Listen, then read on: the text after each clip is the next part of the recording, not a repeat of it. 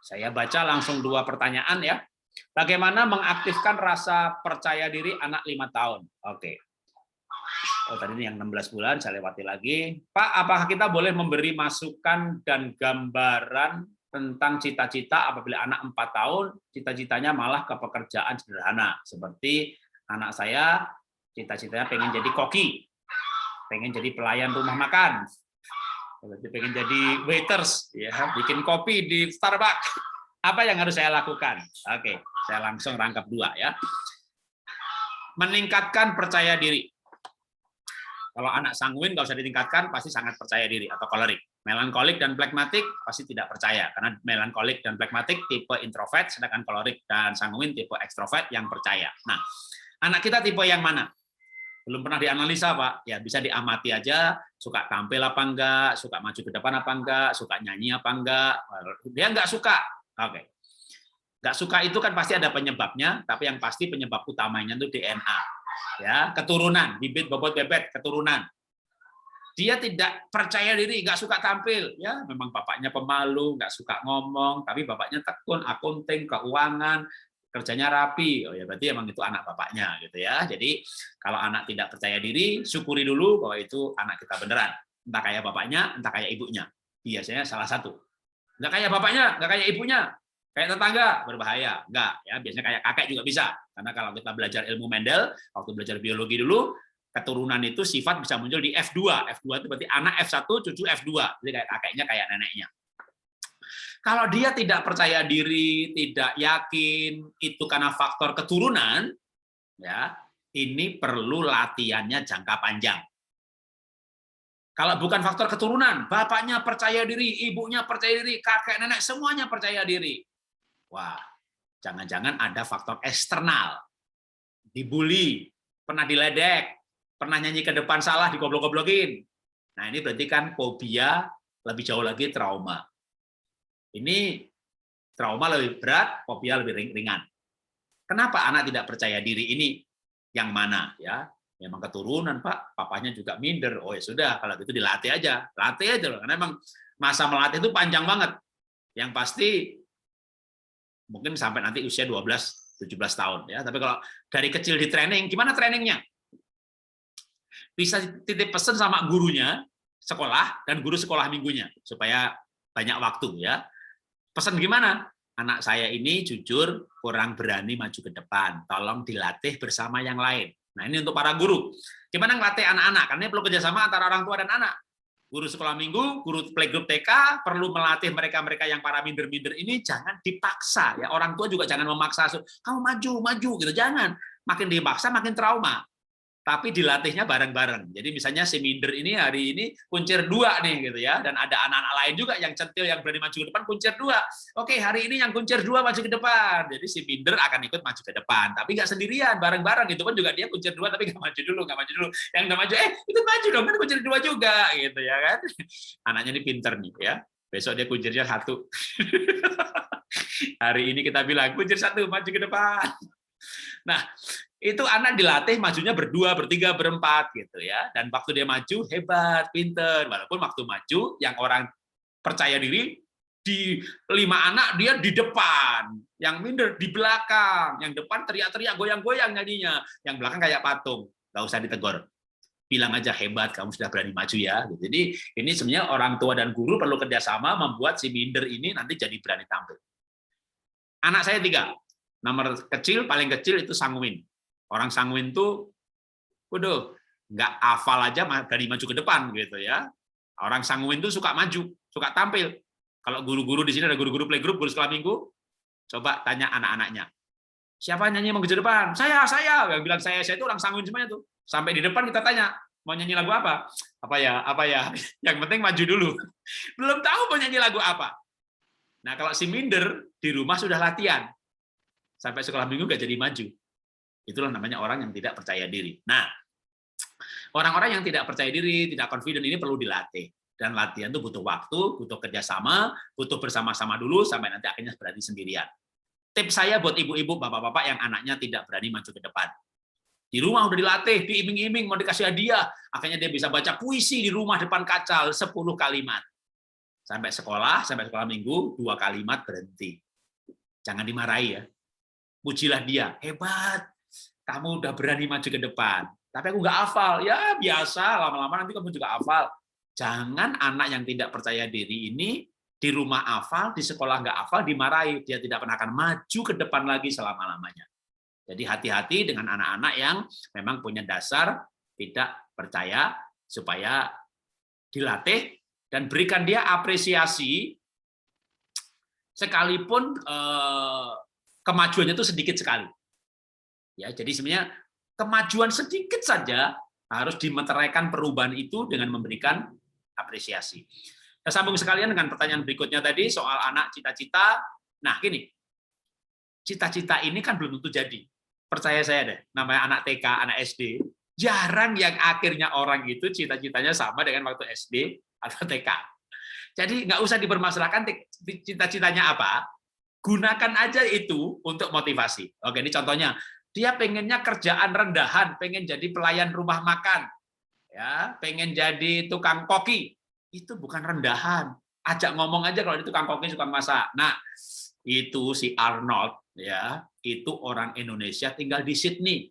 Sekarang punya program masak di televisi. Waduh, nah itu udah bisa beli rumah seharga 2 juta US dollar di Sydney hanya dari sekian episode, karena di MNC Group itu waduh acaranya luar biasa. Jadi kalau dia pengen jadi tukang masak, carikan contoh tukang masak yang kaya raya di muka bumi ini, gak bahkan perlu yang di Indonesia.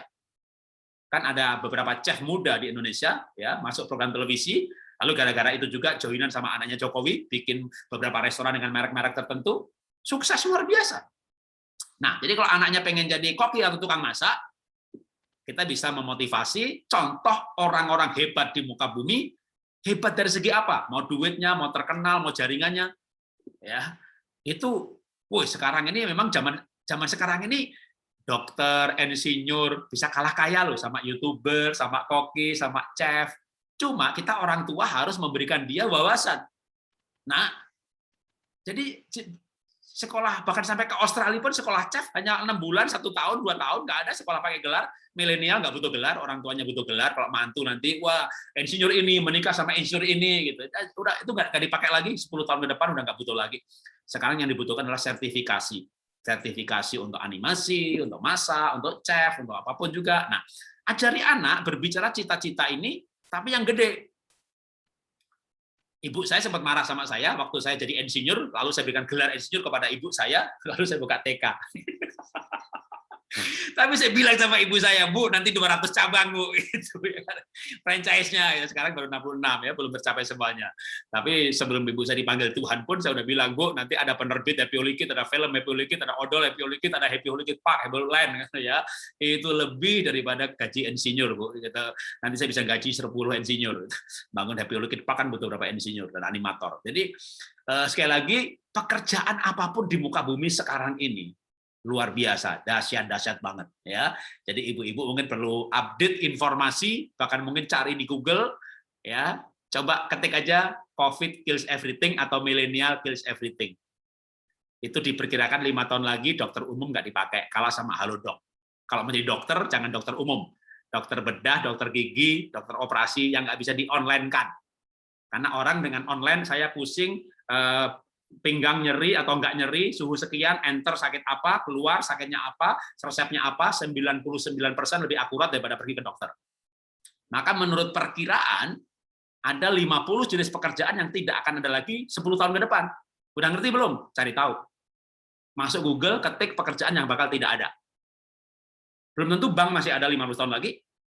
Ketika cryptocurrency makin dipakai banyak orang, ya bisa-bisa bank banyak akan bangkrut. Jadi orang tua ini punya anak yang sekarang masih lahir, masih usia dini, atau SD atau SMP sekarang ini, hati-hati soal cita-cita ya. Kalau cita-cita itu ternyata 5-10 tahun lagi nggak dibutuhkan, dan kita sudah tahu apa-apa yang tidak akan dibutuhkan. Ya, dunia bergerak memang cepat. Bahkan ramalan yang misalnya dulu sebelum COVID nih, toko, retail, MLM, ya akan bangkrut 10 tahun lagi. COVID datang nggak sampai 10 tahun, 3 tahun udah bangkrut. Jadi COVID mempercepat shifting, perubahan yang begitu cepat. Sehingga pekerjaan-pekerjaan apa yang dibutuhkan 10 tahun ke depan udah sangat berbeda dengan 10 tahun yang lalu. Nggak butuh 1 abad untuk perubahan yang begitu cepat sekarang ini. Jadi untuk cita-cita anak yang sekarang ini bagus-bagusnya, untuk bahkan sampai 10 tahun lagi masih bagus, animasi, coding bagus, chef bagus, masak bagus, kuliner bagus, traveling bagus, jalan-jalan bagus, entertain bagus. Jadi kalau anaknya pengen jadi YouTuber, tinggal nanti dicek aja sidik jari. Memang dia punya kecerdasan sosmed nggak? Itu ada, bisa diukur. Kalau enggak, berarti dia ikut-ikutan sama temannya. Temannya menjadi animator, dia juga, padahal kemampuannya nggak mendukung. Jangan. Tapi kalau ternyata dites, dia punya kecerdasan bawaan, punya potensi kecerdasan sosial media, jadi YouTuber, udah dorong aja sekalian. Ya, dari kecil udah bikin akun, udah bikin konten, nggak usah kuliah, nggak usah buang waktu, buang gelar, buang duit, ya kan? Kuliah tujuannya buat apa? Buat kerja, cari duit.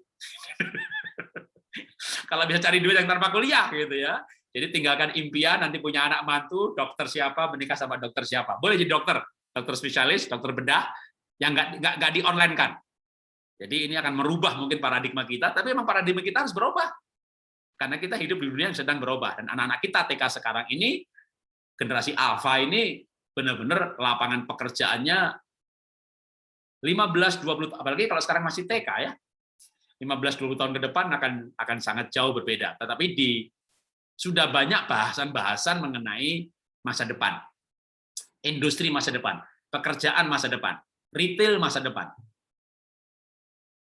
Dulu orang meramalkan mall bakal tutup. Nggak mungkin lah kalau Indonesia, nggak mungkin. Tiba-tiba COVID, mall di mana-mana tutup, orang yang tadinya tidak biasa belanja online, sekarang malah udah keenakan bahasa online.